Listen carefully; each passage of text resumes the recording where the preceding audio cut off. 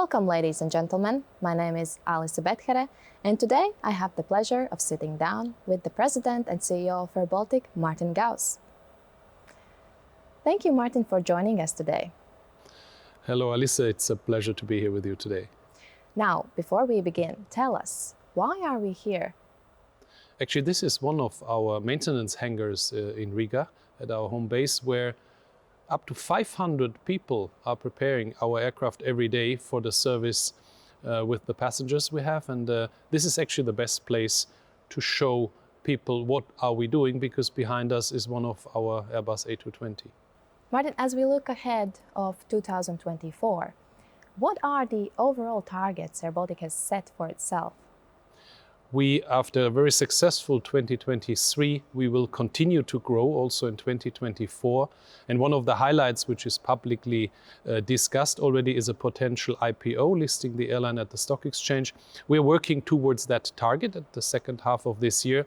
But overall, of course, a continued growth. That success story, which we have now shown last year, we want to continue. With a growing airline, it also means that AirBaltic's employee numbers will increase. Yes, indeed. We last year employed already around 650 new employees to AirBaltic. And this year we will grow further to a number of around 3,000 employees in total. So if we look back 3 years ago, we were 1,000. So that's 3 times the amount of employees.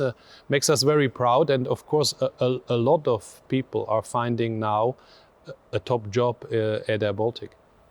What is it like to be part of AirBaltic?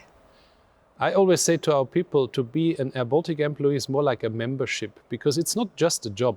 People here feel it, they live it. AirBaltic is a brand, it's the strongest brand in the Baltic States. It's very well known and people enjoy working here. So it's more like you have an exclusive membership.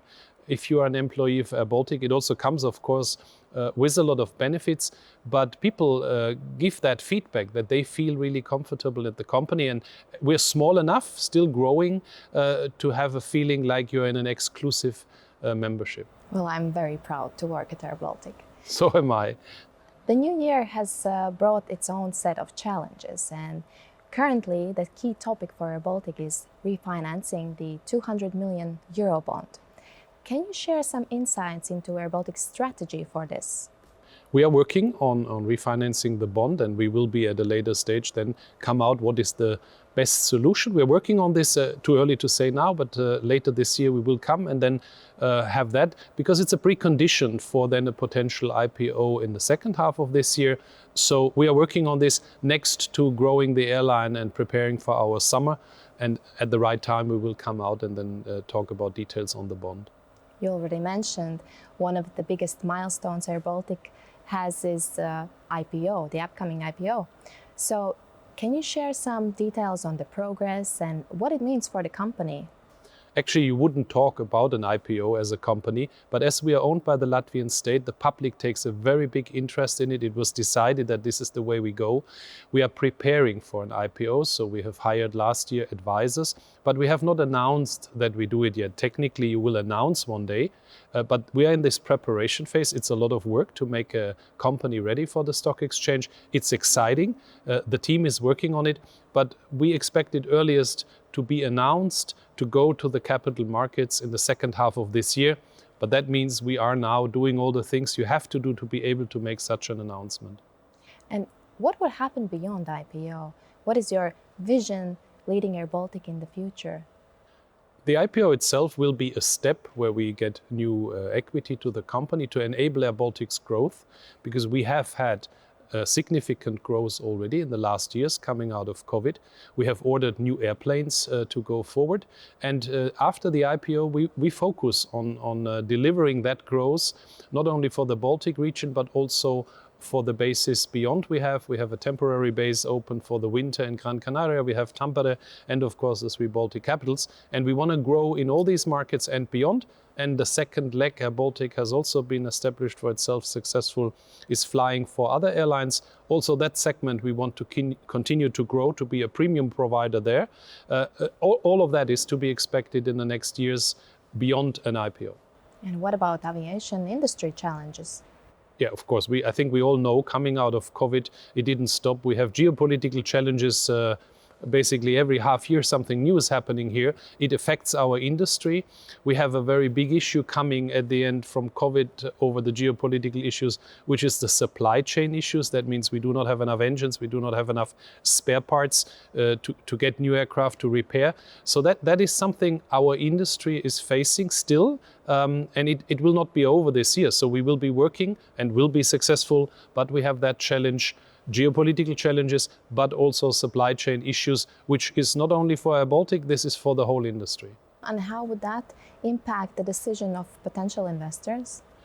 Investors will be preliminary looking at the numbers. So I think an investor today looks at a business plan and at the numbers, and whatever we have planned and are planning is taken into consideration the actual geopolitical position we are in, and what are we able to do on supply chain issues. That also includes our new order of 30 Airbus A220 plus 20 options for the future. These aircraft will be coming to us, and with that we can enable the growth which we have planned in our business plan.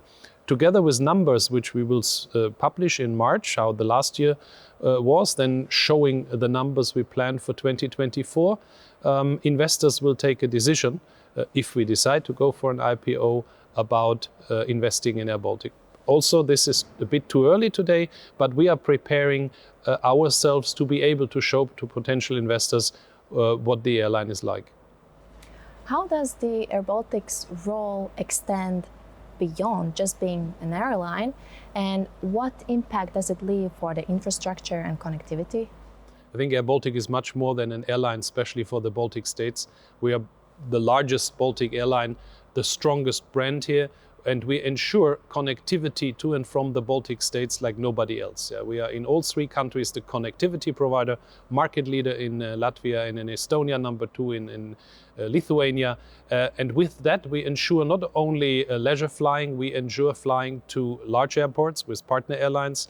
We have a business class, we have an economy class, so we offer a variety of products. We have the most modern fleet with the Airbus A220-300, and we are very technology-driven company. So AirBaltic's role is not just an airline, we are a very integral part of the connectivity to and from the Baltic states. You mentioned the fleet, and AirBaltic has been expanding its fleet with new aircraft joining Airbus A220-300. So how does the new aircraft will enhance AirBaltic's network, daily operations and passenger experience? The Airbus A220 is the backbone of our success story. We have been the launch operator of the 300 version. Today we are the largest operator by order book of that type in the world. The aircraft has been the biggest part, next to the team, of course, running AirBaltic, of our success story. And we continue on that. I said earlier, we will be ordering more aircraft, and we will be implementing more and more of these aircraft. We will be expanding on the route network. We can fly with this aircraft not only 7-hour destinations like Tenerife or Dubai from the Baltic states, we can also fly very short sectors. So in the category of 150-seater, the Airbus A220 is the best aircraft, comes with all these economic benefits which we can enjoy, and being the largest operator today gives us a lot of upside, also reflected in the financial data of AirBaltic. Can we expect more routes this year? Yes, we have already announced 13 new routes for this year, taking us to more than 120 routes in our network. But what we do also now is so-called pop-up routes. We just announced the first one, where we identify a destination for a temporary demand, and then we offer these routes, and there will be many more coming, which we don't know today because this depends on certain things happening in certain cities, where we will then be flexible and say we offer a pop-up route and to fulfill short-term demand.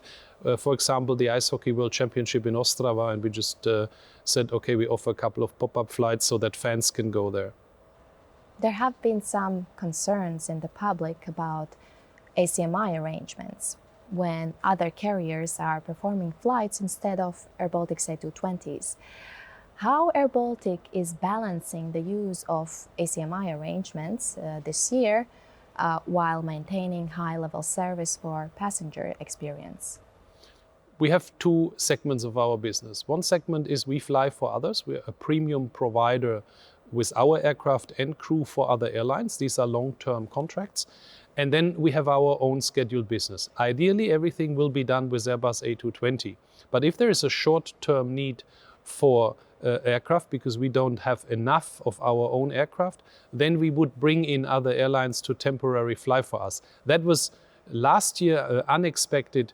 A lot more aircraft than we wanted to bring in, but we conducted all the flights we planned. So all the tickets we sold, we flew the passengers. We didn't cancel. This year it looks much better. We have contracted currently only 2 aircraft to do that for us while we have grown significant, and we will continue doing both. We will fly our passengers and we'll fly them with Airbus A220-300 whenever possible, but we will also, on a successful new segment, provide aircraft to others. And in the future, without supply chain issues, we will not have that issue that we have to rent other airlines temporarily to come in. Right now, we try to minimize it, and it looks much better this year than in the previous years. A220 is a remarkable aircraft and providing comfort to passengers and also for the crew. And talking about flying experience, do you miss flying yourself as a pilot? Sometimes, yes, I still hold my license in the simulator. But yeah, sometimes, especially when I'm as a passenger during the takeoff, I would love to sit in the front and do it. But I think I focus now solely on being the CEO of the airline, maintain my Airbus type rating in the simulator. I can fly the aircraft, I know what it's like. But to fly online at the moment, I would say people would like me to focus on running the airline, especially in the times while we have very ambitious targets. On your social media profile, you have written, "You can't change yesterday, but you can do a lot about tomorrow." Now, how this philosophy guides you in leading AirBaltic? I think it guides me already more than 12 years. We have been through a lot of challenges in the past, and I had to accept the challenges, whatever these were. Right? If we look at COVID, if we look at geopolitical issues, where suddenly things were not possible anymore.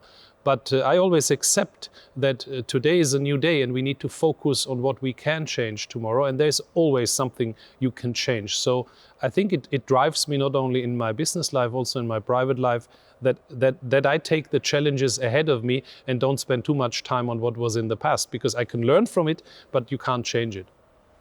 From what you say, I hear that AirBaltic means a lot to you. It became part of my life. I have spent significant time of my life with AirBaltic, and for me it feels like family. When I go to work, my colleagues and the staff gives me the feeling that we are achieving something together. And I think everybody who identifies himself with the work like I do feels that. And it's a very good feeling which I enjoy every day. Martin, thank you. Thank you for your valuable insights and your forward-looking perspective. I think AirBaltic is well positioned to face the challenges and also opportunities of 2024 and beyond. Thank you for that interview, Alissa.